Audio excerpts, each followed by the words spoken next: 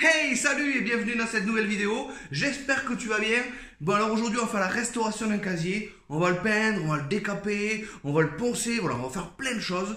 Donc je vais te laisser tout de suite avec la vidéo. Si tu as aimé cette vidéo, mets un pouce bleu, abonne-toi et puis mets-moi en commentaire si tu aurais fait comme ça, quel casier tu as déjà retapé, ce que tu as déjà fait, voilà. N'hésite pas à mettre des commentaires. Et puis je vous souhaite une bonne vidéo. Allez, salut!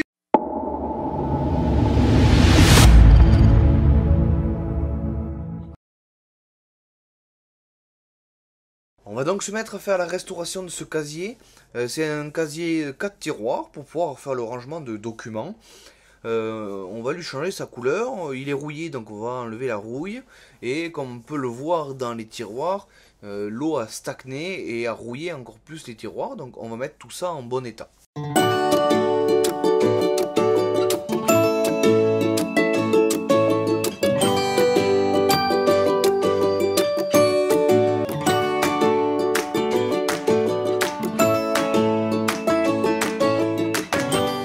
J'ai donc maintenant installé le casier sur une palette pour la rehausser par rapport au sol avec des cartons dessous pour protéger le sol, puisque quand on va passer le décapant, les feuilles de peinture qui vont être décapées du meuble vont tomber quand je vais gratter, etc. Donc pour éviter de salir et de souiller le sol, je m'occupe de le protéger et de retourner le casier. On va d'abord faire le casier, donc je l'ai mis dans ce sens pour faire les 5 faces, et après on s'attaquera à faire la restauration et le décapage des tiroirs. Pour ce qui concerne des produits et des outils utilisés, on va utiliser le décapant chimique Axton qu'on trouve chez Leroy Merlin. C'est un très bon rapport qualité-prix. Je vais utiliser aussi des pinceaux bas de gamme, très peu chers, puisqu'on n'a pas besoin de peindre, mais on a besoin d'étaler le décapant, et on les utilisera que pour faire du décapant. Je vais utiliser aussi un masque et une paire de lunettes puisqu'il faut se protéger. Alors je vais surtout utiliser le masque puisque le décapant chimique a des vapeurs toxiques. On va mettre des gants. Ces gants vont me permettre aussi, lors du moment où je vais étaler le gel, de me protéger puisque c'est irritant pour la peau. Je vais utiliser un bol en verre pour faire le transfert du gel de mon bidon dans le bol. Pour quand je vais appliquer le produit, ça sera plus facile de tremper les pinceaux.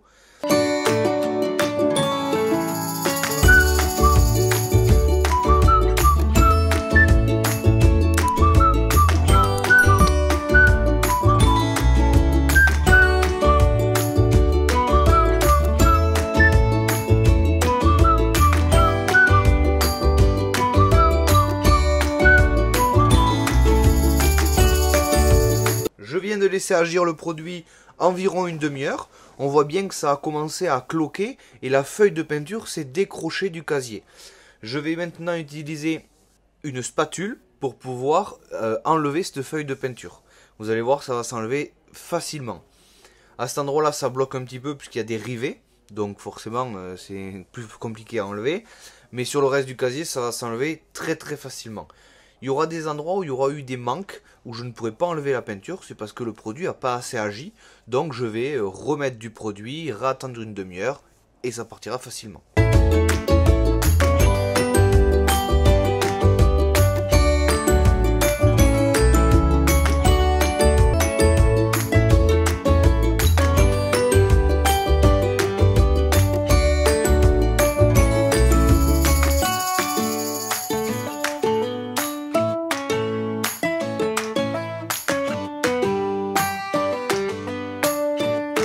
Donc maintenant j'attends que le produit agisse sur les autres faces, puisque j'ai passé le produit sur toutes les autres faces du casier.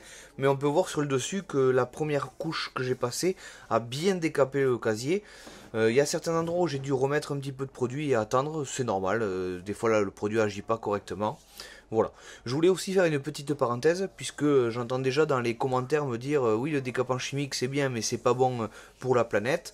Sachez que je ne jette pas les résidus de peinture avec le produit chimique dans la nature ou même dans une poubelle normale. Je le mets dans une poubelle vide et après je les amène directement à la déchetterie qui eux s'occupent de faire le recyclage de produits chimiques.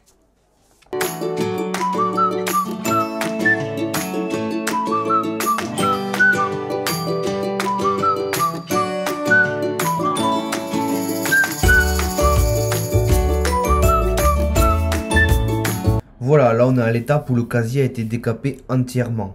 Tous les côtés, les faces, partout, j'ai tout décapé. Sauf l'intérieur, sur les côtés, on voit encore de la peinture. Ça, c'est une partie qui ne s'enlève pas. C'est pas très grave, c'est l'intérieur et on va pouvoir de toute manière y passer de la peinture Galva pour stopper la rouille. Donc voilà, ça sera caché. On fera avec du ponçage un petit peu d'accroche. Et on va bien poncer la partie rouillée à l'intérieur du casier. Voilà, j'ai commencé en off à faire aussi le décapage des tiroirs. Voilà, donc je vais y passer une deuxième couche.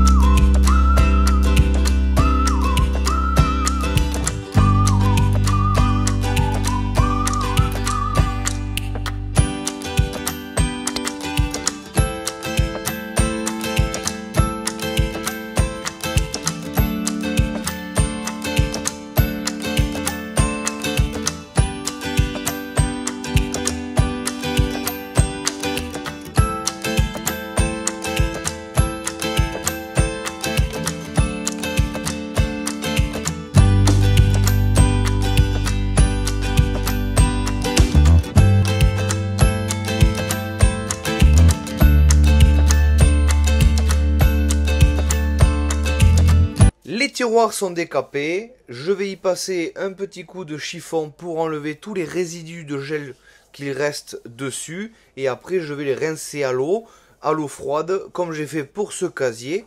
On le rince pour stopper la réaction chimique du décapant sur le métal.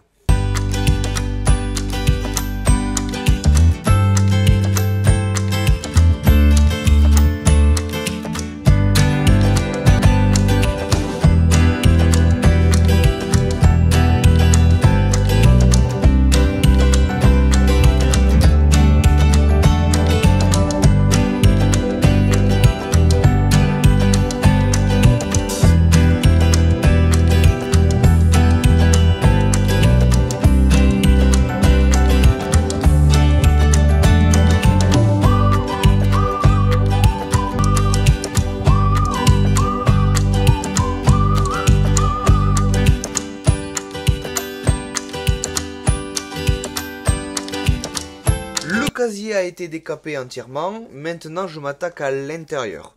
Alors pour cela, je vais enlever la rouille et toutes les saletés et impuretés qu'il y a à l'intérieur. J'utilise une machine, une ponceuse électrique, et j'utilise du papier à poncer en 120 comme on le ferait pour du bois. Là où ma machine elle passe pas comme les glissières, je vais utiliser une brosse métallique qui va me permettre de gratter la rouille et de faire une surface d'accroche.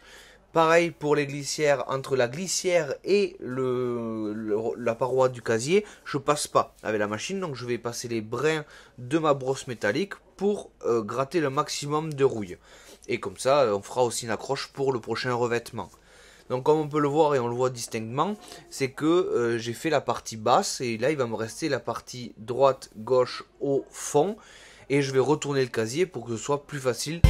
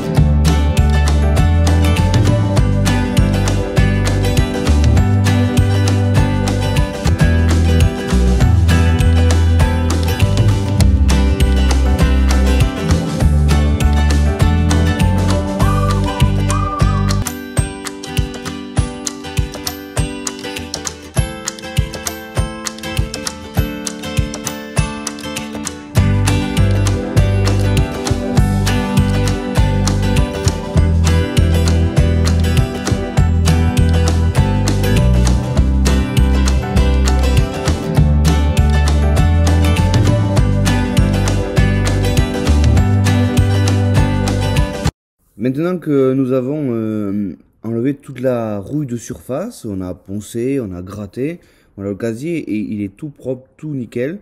Maintenant on va passer à la peinture.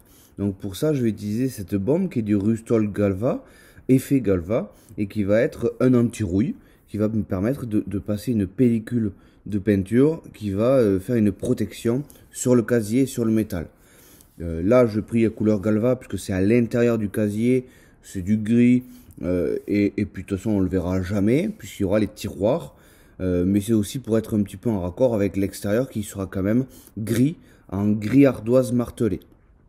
Voilà, je vais vous montrer le pot que je vais utiliser. Hop, je le tourne, tic tic tic, je l'ai là.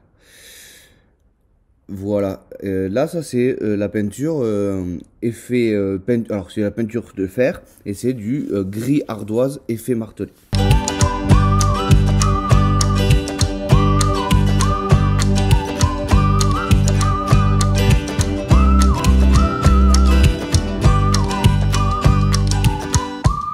Le revêtement a donc séché. Je rappelle que le revêtement sert pour stopper la rouille et faire une protection au métal.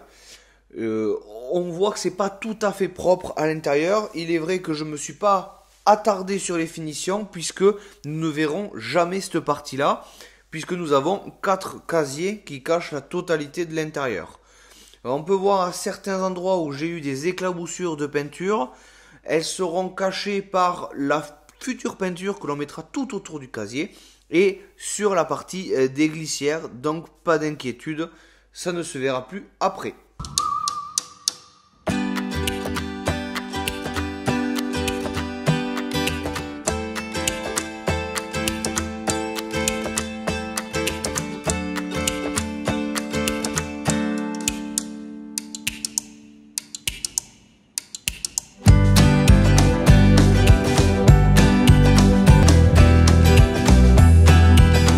On passe donc à la finition.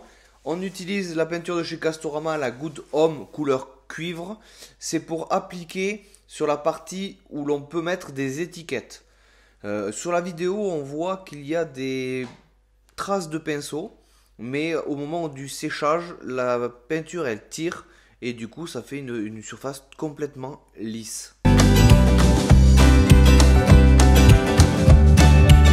Je suis en train de brosser les vis qui tenaient les poignées des tiroirs parce qu'elles avaient des traces de rouille.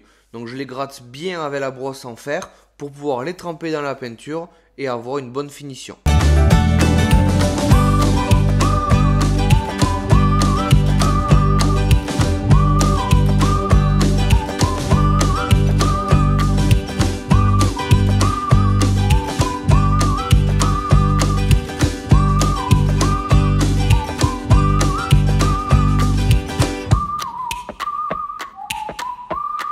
On arrive à la fin de la remise en état de ce casier. On est à l'étape la plus simple puisqu'il suffit de revisser les poignées sur les tiroirs et le casier sera complètement terminé.